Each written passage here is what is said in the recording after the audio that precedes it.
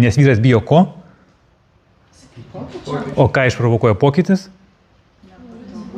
Nepatogumą. Nepatogumas išprovokuoja ką? Progresą, mokymasi.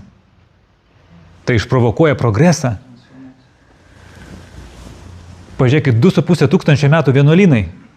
Budistiniai, krikščioniški.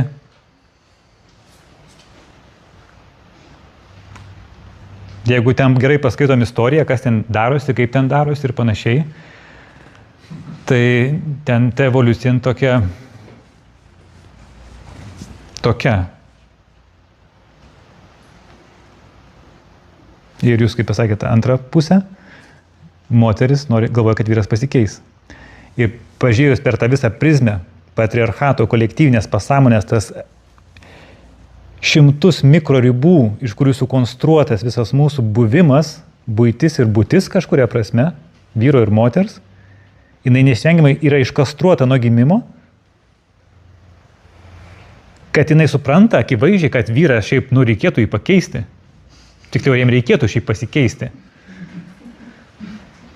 Tasme, aš pats tą patį galvoju apie vyrus, kad jiems šiaip reikėtų pasikeisti normaliai.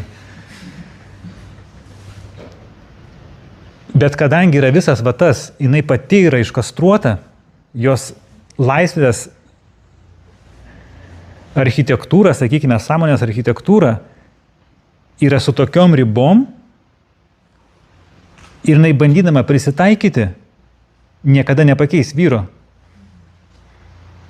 Nes vyras išsijudina tik tai tada, kai yra nepatogu, kai jis negali suvaldyti kažko tai.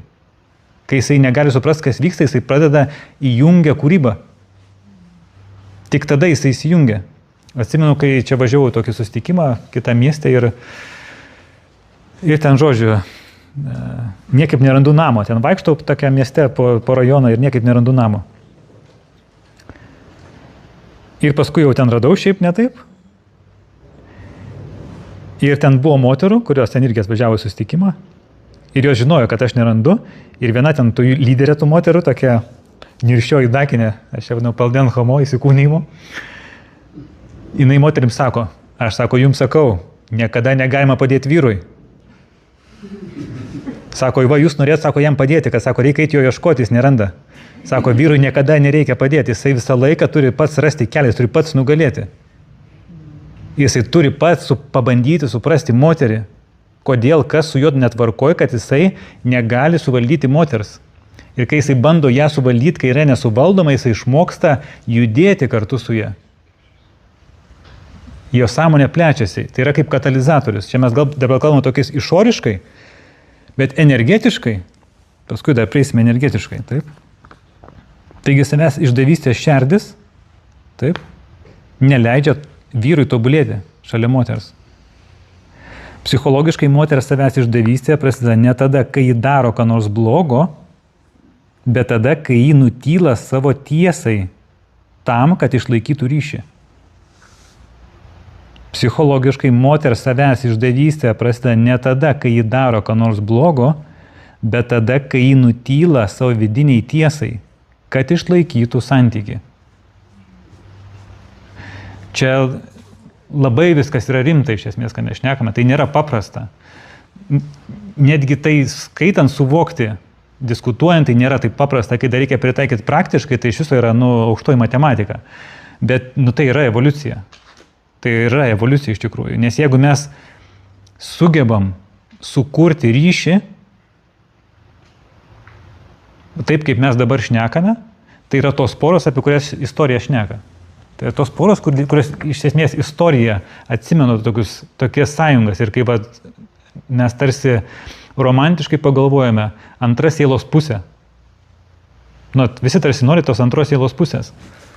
Nes reikia įsigilinti vėl, ką ta savoka reiškia. Jis reiškia, kad antra sielos pusė įmanoma tik tada, kai pats esi siela. Kai pats gyveni kaip siela, ne kaip žmogus. Niekas nesako, noriu antros žmogiškosios pusės. Vis sako, noriu antros sielos pusės.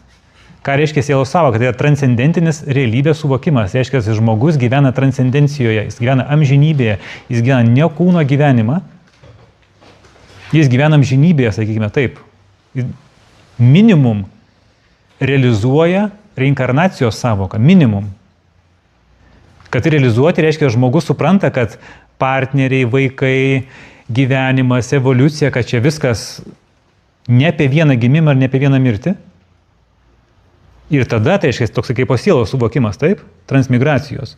Iš tokios pozicijos tik įmanoma sutikti antrą sielos pusę, nes žmogus negali pamatyti sielos. Sielą pažinti gali tik tai kita siela. Taip ir mes tada gaunasi, kad kylam taip tokią aukštąją matematiką.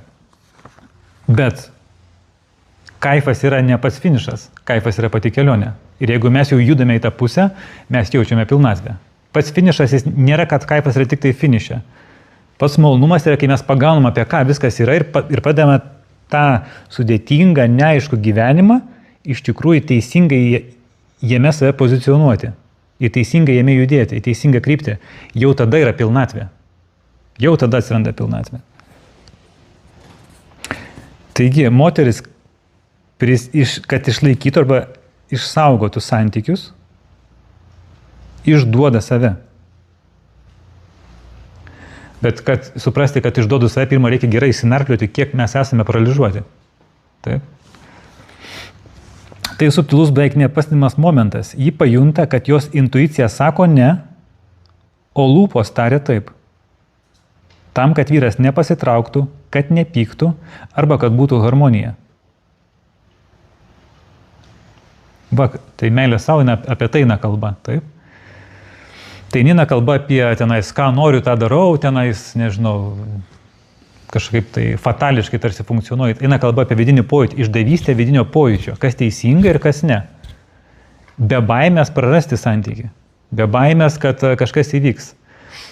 Ir šiaip psichologijai kas vaikšto dažnai kai informacija, kad vyrai nori tos, kurią sunku turėti. Jeigu jūs gerai tai įsikipsite, moteris, tada suprasit, kad tai ir kalba apie tai, ką jūs ką tik klausėte. Jūs, būdamos laisvos, klausydamos savo vidaus ir kaip tik išprovokuojate vyro energiją potraukiui. Netikra atkris, tikra pradės busti, galima taip pasakyti. Bet kai mes esam suprantat, genų lygmenį per šitiek šimtmečių, genų lygmenį taip užprogramuoti, paklusimas, prisitaikymas, išgyvenimas, visas va tas, ant ko stovi visa Jungo, tarkim, meilės pakopų struktūra. Bazė yra saugumas. Saugumas praktiškai lygų prostitucija. Mentalinė, energinė, fizinė, visokia kitokia. Moteriai labai svarbus saugumas, nes šitiek šimtmečių buvo tasme tokiose sąlygose, kad jai saugumas buvo svarbiau visko. Tasme, nes jinai, iš esmės laika kritiniai situacijai. Neaišku, ką sugalvos vyrai. Parduos, iškeis, paliks, ten dar kažkas, tai tasme tai yra nestabilu ypatingai. Iš tiek šimtmečių koduose mūsų DNR koduose yra ta patirtis. Moteriai už tai taip jai svarbus saugumas. Iš esmės, jeigu moteris išsprendžia savo saugumo klausimą, tada jinai išsivaduoja būti tikra šakti energija, kuri pati stovi ant savo kojų nepriklausomai ir tada jinai prie jos vyrai tiesiog jie neišvengiamai keičiasi. Jie nereikia nieko daryti papildomai, jie tiesiog reikia būti savimi, gyva. Truputį pagaunat rakursus. Iš esmės, jūsų moteris problema, jūsų jėgos pažadinimo raktas yra išspręsti savo klausimą, saugumo klausimą. Išspręsti savo nepriklausomybę nuo vyriškos energijos. Ir va tada galima kalbėti apie, kaip būnant savimi, meilę savo, savęs klausant, kad vyrai keistųsi. Nes jeigu jūs neįsprendžiat saugumo klausimo, visą laiką va tie visi pas kolektyviniai pasąmoniai esantis mechanizmai prisiderinimo, išsaugojimo, savisaugos, prisitaikinimo, baimės per šimtmečius susikaupę mūsų per kolektyvinę pasąmonę, mūsų pasąmonėje, jie paralyžuoja mūsų tą gyvybingumą, tą tikrą meilę savo, tikrą evoliucijos tą ugnį, prie kurios vyrai patys keičiasi. Vyras, jam net nereikia nieko daryti, jis tiesiog keičiasi prie moters, prisiderina. Neišvengiamai. Visi vyrai ieško moters, bet ne viso moterim tikrai reikia vyro. Taip?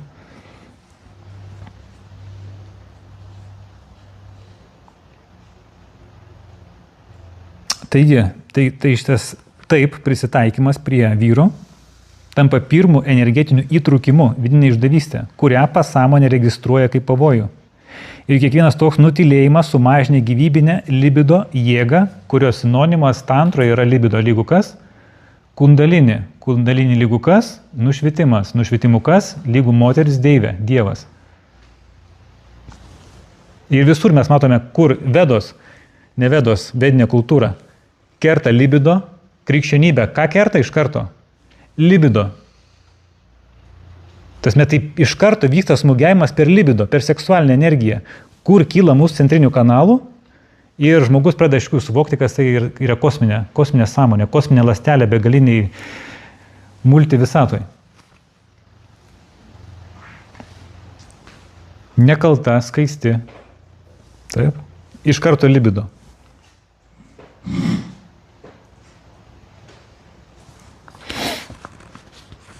Už tai, kai prasidėjo tas 21 amžius, 20 amžiaus pabaiga, seksualinė vadinamoji revoliucija, tai dėl to, kad tiek amžių buvo per krikščionybę slopintas, spaudžiama ir kai bažnytinės dogmos susiūbavo, kai žmonės pradėjo gauti daugiau informacijos, pasaulis pradėjo plėstis, kai prasidėjo vandenio era, tasme, jau tie, kas jau atsipalaidavo, tai jau atsipalaidavo ten su visų griausmu, taip sakant. Į kitą pusę, taip. Kūno kultas prasidėjo, sekso kultas. O visą laiką yra aukso vidurio kelias, ten yra praėjimas.